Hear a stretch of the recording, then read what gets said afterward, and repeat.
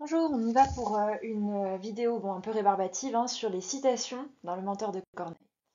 Alors, je vous l'ai déjà dit en classe, je vous le redis, il y a quatre textes qui sont intéressants à retenir. Il y a l'Épître dans l'édition de 1144, il y a Au lecteur qui va remplacer l'Épître après. Ensuite, en 60, quand Corneille réédite ses pièces, il fait un examen du menteur. Et enfin, le dernier texte qui est intéressant, c'est l'examen de Mélite, parce que Mélite, c'est sa première comédie, il y a des choses assez intéressantes à retenir. Je vais vite, hein, parce qu'on l'a déjà dit. C'est là où Corneille, dans l'Épître, a dit que, bah oui, effectivement, il se revenait à la comédie après les tragédies. Euh, il y est revenu parce que les Français réclamaient quelque chose de plus enjoué qui servait pour les divertir. Il explique que c'est une copie de la Verdad Sospechosa. Alors à l'époque, il confond Lope de la Vega et Alarcón. Bon, pas très intéressant. Et enfin, il explique qu'il a fait un larcin chez les Espagnols. Après tout, c'est pas la première fois qu'il l'a fait. Il est très content. Il se justifie un petit peu. Dans Au lecteur, un peu plus tard, il va revenir sur ce larcin à Lope de la Vega. Et il va dire que cette comédie, elle est charmante et elle est spirituelle, du commencement jusqu'à la fin. Ce qui peut vous servir de phrase d'accroche. Hein, il faut être, à mon avis, de bien mauvaise humeur pour n'en approuver pas la conduite et n'en aimer pas la représentation, dit-il. Dans son examen, en 1160, il reprend l'idée qu'elle vient de l'espagnol et elle dit qu'elle est spirituelle et bien tournée. Et là, il se corrige, il dit bah, en fait, je crois que je me suis trompé, c'est Alarcon. Et il explique qu'il a tâché de la réduire à son usage, enfin à l'usage du XVIIe siècle et dans nos règles, mais qu'il a essayé de forcer son aversion pour les apartés, il les a fait le plus court possible. Vous savez, il y a deux choses que Corneille n'aime pas et ne trouve pas vraisemblables au théâtre, ce sont les monologues, il n'en a fait que deux, et les apartés. Alors il dit, bah oui, l'unité de Dieu s'y trouve, hein, même si le début est aux Tuileries, il reste à la place Royale, tout se passe dans Paris. Et à celle d'Action, il se justifie du fait que bah, dans l'original, dans La Verdad Sospechosa, il y a bien une unité d'action parce que Dorante ne change pas, il est amoureux de la même femme jusqu'à la fin, et il est obligé d'épouser celle qu'il n'aime pas. Et en fait, lui, il a trouvé que c'était un peu dur, donc il a décidé de changer l'action, de changer le cœur de Dorante. Dans l'examen de Mélite, Amen de Mélite, il dit que cette pièce a été son coup d'essai, et qu'il ne savait pas qu'il y avait encore des règles, en effet, Mélite c'est 1629, et que ce succès a été surprenant et que ça a établi une nouvelle troupe de comédiens à Paris, il parle du théâtre du Marais. Et c'est là où il y a cette phrase très importante, hein, la nouveauté de ce genre de comédie dont il n'y a point d'exemple en aucune langue est le style naïf qui faisait une peinture de la conversation des honnêtes gens, furent sans doute cause de ce bonheur surprenant qui fit alors tant de bruit. On n'avait jamais vu jusque-là que la comédie fit rire sans personnages ridicules tels que les valets bouffons, les parasites, les capitaines, les docteurs, etc. On a déjà beaucoup analysé cette citation, hein. Mais en gros, ce que fait Corneille là, ça va révolutionner la comédie. Avant, on avait des personnages bouffons qui faisaient rire par leur ridicule, et là, on a des personnages qui ne sont pas des bouffons et qui sont des honnêtes gens et qui ont une conversation agréable à leur niveau d'honnêtes gens. Euh, Qu'est-ce qui est sympa quand même dans cette comédie, c'est l'humeur enjouée des gens, des personnages. Et ces personnages, ils ont une comédie un petit peu au-dessus que ceux qu'on voyait chez les latins, Plaute et Terence. C'était des marchands chez Plaute et Terence. Eux, c'est un petit peu au-dessus. C'est un niveau social qui n'est pas la haute noblesse, mais voilà, on est au-dessus. On est chez les gentilshommes. Les gentilshommes, gentilshommes. Allez, on y va, on commence, une fois qu'on a terminé avec ces quatre textes, quelques citations pour parler de l'art de mentir.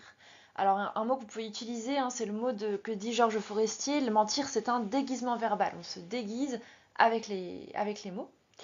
Regardez ce que dit Cliton, hein.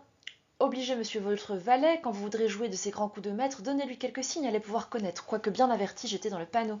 Cette expression elle est intéressante, j'étais dans le panneau, parce que déjà elle est drôle, mais il y a l'idée que même si Cliton sait que son maître est un menteur, même celui qui est averti se fait avoir par Dorante. À tel point le talent de Dorante est grand. Il dit aussi, Cliton, vous aurez bien besoin de 10 les mieux nourris pour fournir tour à tant de menteries. Vous les hachez menus comme chair à pâté. Vous en avez tout le corps bien plein de vérité, il n'en sort jamais une. Ça, c'est un portrait rigolo du menteur, hein. Il pourrait dire plein de trucs vrais, mais il n'y a pas un truc vrai qui sort de sa bouche. Mentir est risqué, en effet, comme dit Alexander Pope dans Pensée, j'ai oublié de mettre la date, celui qui dit un mensonge ne sent pas le travail qu'il entreprend, car il faut qu'il en invente 1000 autres pour soutenir le premier. Donc vous savez, le mensonge en cascade de Dorante sur Orphise, il commence à raconter qu'il est marié avec elle, avec une histoire abracadabrante, puis qu'elle est enceinte, c'est pour ça qu'elle ne peut pas venir, puis ensuite il donne un faux nom de son père à Géronte. Voilà, il est obligé de multiplier les mensonges. Cliton dit à propos de Clarisse, à qui vous veut ouïr, vous en faites bien croire, mais celle-ci bientôt peut savoir votre histoire. Et effectivement, bientôt, vous pouvez être démasqué. Et puis, ce qui est intéressant aussi, c'est à qui vous veut bien ouïr, à qui vous veut ouïr, pardon, avec la dièse. C'est vraiment l'idée que celui qui veut bien écouter le mensonge est un petit peu responsable. Hein. On l'a déjà vu en classe.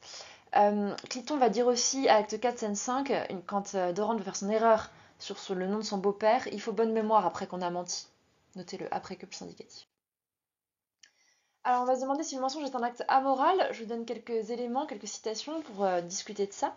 En effet, Saint Augustin d'Hippone, dans son texte du mensonge, dit le mensonge est une iniquité, il donne la mort à l'âme. En effet, d'un point de vue chrétien, je vous ai déjà dit, c'est le 8e commandement, on ne ment pas.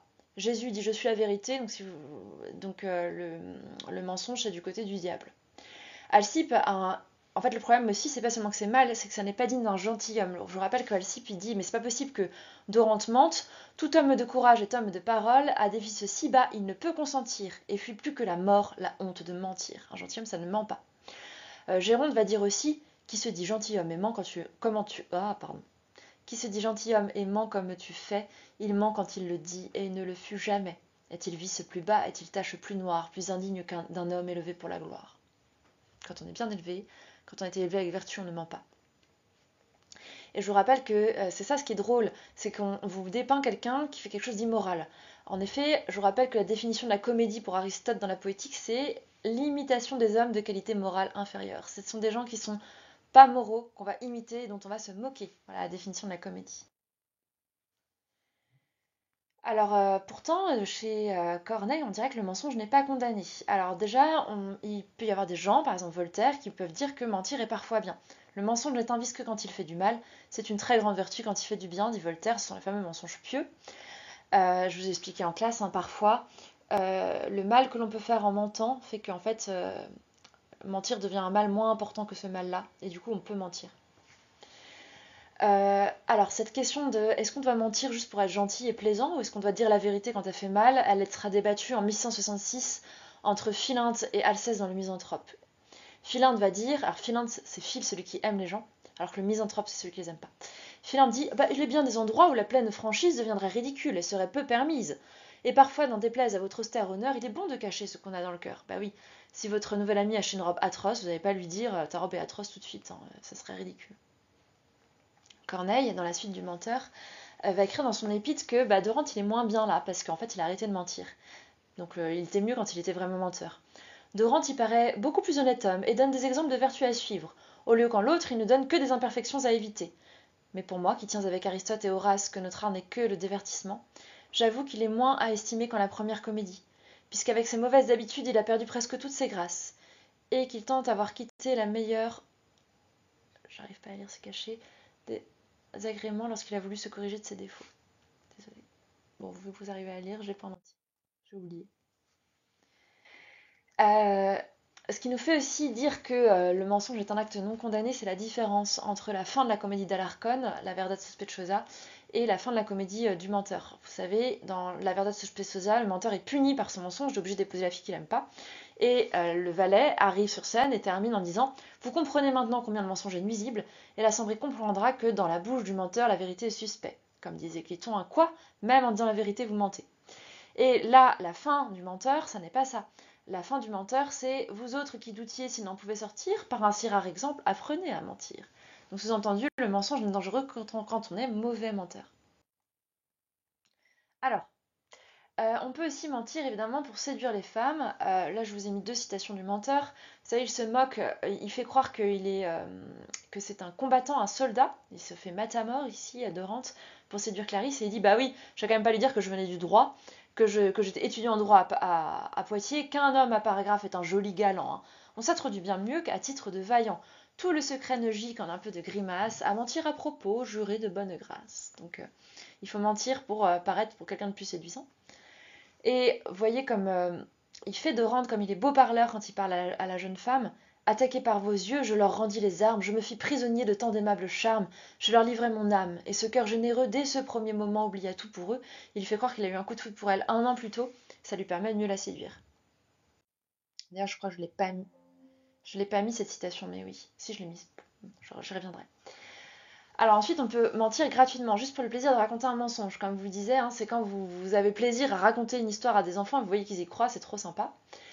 Alors Maxime Decoux va dire dans Le pouvoir de l'imposture en 2018, revenons à ce que suppose l'imposture, faire exister ce qui n'existe pas, montrer ce qu'on n'a pas, donner ce qu'on ne possède pas, ne pas être qui on est, n'est-ce pas le propre de la littérature? Donc en gros, l'imposteur, c'est le littéraire, c'est le double d'un auteur en fait, il fait la même chose. Il fait exister ce qui n'est pas, comme un romancier, comme un auteur, comme un dramaturge, etc. Rousseau va dire aussi mentir pour son avantage à soi-même est imposture. Mentir pour l'avantage d'autrui est fraude. Mentir, pour nuire est calomnie. C'est la pire espèce de mensonge. Mentir sans profit ni préjudice de soi ni d'autrui n'est pas mentir, ce n'est pas mensonge, c'est fiction. Donc en gros, si vous mentez sans être mal intentionné, sans chercher un avantage ou sans chercher à détruire la vie de quelqu'un, c'est que vous faites de la fiction. Alors c'est ce que fait Dorante quand il raconte gratuitement son mensonge avec la collation, quand il est juste pour éblouir Alcippe, et aussi quand il fait une histoire extraordinaire avec son mariage avec Orphis, c'est pareil. Madame Simone va dire dans L'art du comédien, elle va être interrogée à la radio.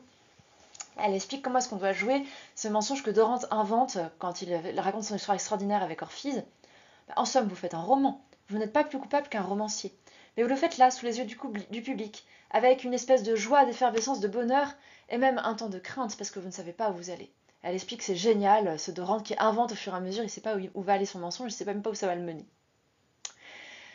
Ce plaisir de raconter, on le voit quand Cliton va voir Dorante pour lui dire mais pourquoi vous avez raconté tout ça, toute cette histoire de festin extraordinaire à Alcippe? À vous dire le vrai, je tombe de bien haut, mais parlons du festin. Urgande et Mélusine n'ont jamais sur le champ mieux fourni leur cuisine. Vous allez au-delà de leurs enchantements. Vous seriez un grand maître à faire des romans. Ces hautes fictions vous sont bien naturelles. Donc Dorante, il l'enchante. C'est comme un enchanteur, il invente des trucs extraordinaires. Et il répond j'aime à braver ainsi les conteurs de nouvelles. Et sitôt que j'envoie quelqu'un s'imaginer que ce qu'il veut m'apprendre a de quoi m'étonner, je le sers aussitôt d'un conte imaginaire qui l'étonne lui-même et le force à se taire. Si tu pouvais savoir quel plaisir on a alors de leur faire rentrer leurs nouvelles au corps. En fait, Dorante, il est jaloux quand quelqu'un a un truc extraordinaire à dire, donc il renchérit pour raconter un truc encore plus extraordinaire. Alors cette comédie Le Menteur, c'est une comédie plaisante. Par exemple, Stendhal l'a beaucoup aimé. En 1803, il dit on ne se lasse pas du menteur. La noble simplicité du style de cette pièce ne vieillit pas. Il est à remarquer que l'intrigue n'est rien. Rien n'attache que le plaisir de voir mentir Dorante. Donc il dit qu'en fait on n'a rien à faire de cette intrigue, de ces mensonges dans lesquels Dorante se perd, de ces deux femmes, de Alcippe qui est jaloux. Le seul plaisir qu'on a, c'est de voir Dorante raconter ses mensonges. Pierre Volz dira Corneille transpose le menteur dans Paris contemporain. Il francise les mœurs, donc par rapport à la pièce espagnole, il francise ses mœurs, peint ses personnages avec le même réalisme modéré, et leur prête, comme dans ses premières comédies, le charme de la jeunesse, l'élégance du geste et des propos, le ton du sourire charmé, ça se voit notamment avec la première discussion d'Orante et Clarisse. Pourtant, cette comédie doit à la mode espagnole d'un romanesque plus marqué. Par rapport à ses autres comédies, il y a des scènes plus romanesques, et ça se voit aussi avec les mensonges que Dorante invente, qui sont romanesques. Georges Couton nous rappelle un truc. Il faut penser que le menteur a été fait pour ses acteurs, certainement pour Cliton. Waouh. Certainement avec un S, je suis désolée. Pour un Cliton joué, nous le savons, par Jodelet, qui s'est fait une réputation dans la farce. Autour de ce Jodelet Cliton naissait ce rire quasi automatique que la seule entrée de l'enfariné provoquait. Alors en fait, Jodelet, c'est l'équivalent de Louis de Funès à son époque, si vous voulez. Je ne sais même pas si vous connaissez Louis de Funès, votre génération. Bon, c'est l'équivalent d'un très grand comique. Et en fait, il était tellement connu que Molière lui faisait des rôles qui s'appelaient Jodelet. On assumait le fait que c'était Jodelet la star. Et en fait, dès qu'il apparaissait, on rigolait, on rigolait, on rigolait. Donc en fait, il ne faut pas oublier ce type de comique-là. Ça vous fait un exemple supplémentaire si vous devez expliquer en quoi c'est une comédie, comique, le menteur. Gabriel Conessa va dire que en fait, quand on commence à être à l'âge classique en 1630, les nobles, la bonne société parisienne commence à aller au théâtre, et donc elle va commencer à codifier le rire. Et à la lumière de l'idéal de l'honnêteté, qui s'élabore tout en retenue, en discrétion, on va proscrire les grands éclats de rire au profit d'un rire raisonnable, mieux canalisé et plus civilisé. Donc on n'a plus le droit de rigoler comme on faisait à la farce, c'était pas très pas très fin, pas très délicat. Comme maintenant le public est monté en grade, comme maintenant ce sont des gens plus élégants, et ben on va faire un rire qui est plus élégant aussi, plus civilisé, un rire hu hu hu, quand, pardon, voilà, quand Corneille fait des bons mots dans ses dialogues. Alors il y a quand même des réserves. Je vous montre cette réserve de Fontenelle. Quoique le menteur soit très agréable et qu'on l'applaudisse encore aujourd'hui sur le théâtre, j'avoue que la comédie n'était point encore arrivée à sa perfection. Ce qui dominait dans les pièces, c'était l'intrigue et les accidents, les erreurs de nom, déguisements, lettres interceptées, aventures nocturnes. Et c'est pourquoi on prenait presque tous les sujets chez les Espagnols qui triomphent sur ces matières. Donc le fait que ça a été romanesque, Fontenelle n'aime pas.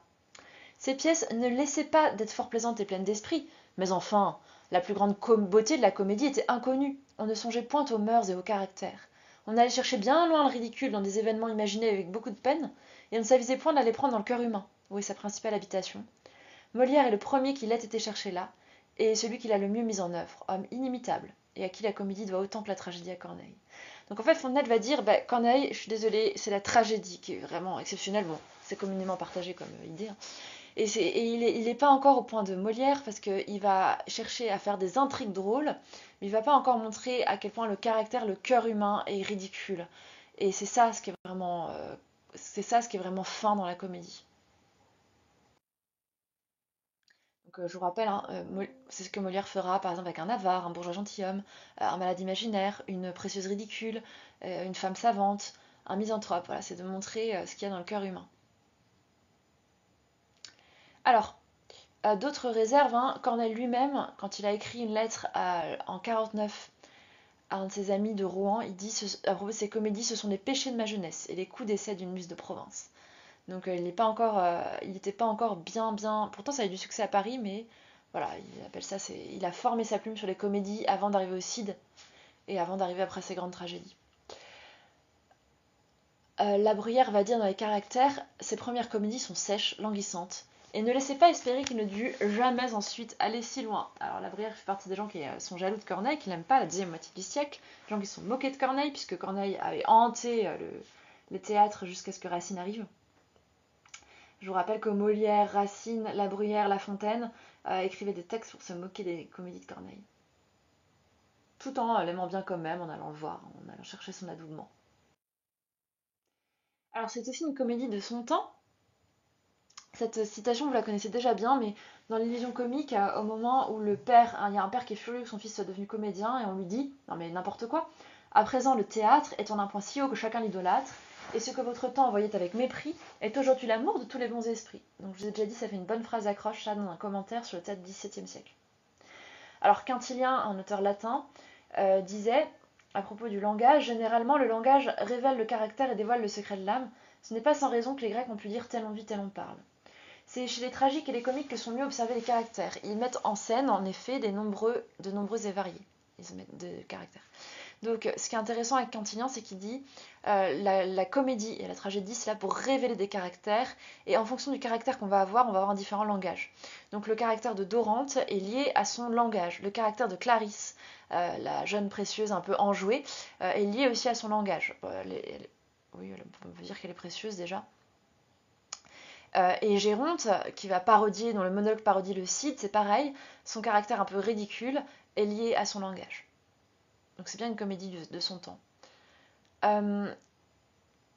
Gabriel Conessa va dire « Il ne faut pas s'y tromper, le public de l'époque attend un certain nombre de scènes conventionnelles que le dramaturge ne saurait éviter. » Alors en fait, il explique, Gabriel Conessa, dans cette citation, que l'important, malgré tout ce qu'on peut dire, c'est pas tant l'unité de lieu, de temps, d'action, les règles, c'est qu'en fait, il y a des scènes, il y a un horizon d'attente, ce qu'on appelle en littérature, et il y a des scènes qu'on attend, mais exactement comme vous aujourd'hui, si vous regardez une comédie romantique ou un James Bond par exemple, si vous regardez un James Bond, ben, vous allez attendre une course-poursuite en voiture, une bataille, une James Bond girl, un machin, vous allez attendre des situations qui sont censées arriver et ça vous procurera du plaisir quand elles arriveront. Et ben là, dans Le Menteur, c'est pareil, il y a toujours un peu dans les comédies les mêmes situations, les mêmes personnages, le barbon embêtant, la jeune fille séduisante, etc. Ben parce que c'est ce qu'on attend. Je viens à Paris, la grande on a déjà fait en classe. Corneille, dans son examen de 1160, dit j'ai donc pris le titre de la Galerie du Palais, c'est sur sa pièce qui s'appelle La Galerie du Palais, Parce que la promesse de ce spectacle extraordinaire et agréable pour sa naïveté devait exciter vraisemblablement la curiosité des auditeurs. Et en fait, Corneille fait exprès de situer sa pièce à Paris et quasiment toutes ses pièces. À Paris, je vous rappelle qu'il a une autre pièce qui s'appelle La Place Royale. Alors, sauf la première, je crois, se passe à Rouen. Et la suite du Menteur se passera à Lyon. Mais c'est pour que les gens... c'est comme si vous allez voir un film au cinéma et qu'il y a votre rue dans le film, c'est que vous avez envie de voir les endroits qu'on connaît. Donc c'est la première raison pour laquelle ça se passe à Paris. La deuxième, c'est que ça participe à certains clichés sur Paris. Paris, c'est le lieu de la galanterie. Paris, c'est aussi le lieu où tout le monde parle sur tout le monde. Et d'ailleurs, toutes les pièces de Molière, de Corneille, se passent dans la rue, l'endroit où on discute les uns des autres. L'on se donne à Paris sans se parler comme un rendez-vous public, mais fort exact, tous les soirs au cours ou aux Tuileries, pour se regarder au visage et se désapprouver les uns des autres, dit la Bruyère. Géronte fait l'éloge de Paris et toute une scène lui discute avec son... Comme ils viennent de Poitiers, enfin Géronte, je sais plus d'où il vient, mais... dit que la ville, c'est la ville des Paris est la ville des métamorphoses, on croira que tous ses habitants sont des dieux ou des rois. Dorante dit au début... Chez les provinciaux, on prend ce qu'on rencontre, mais il faut à Paris bien d'autres qualités. On est à un autre niveau, Paris, par rapport à Poitiers. Désolée pour les Poitevins.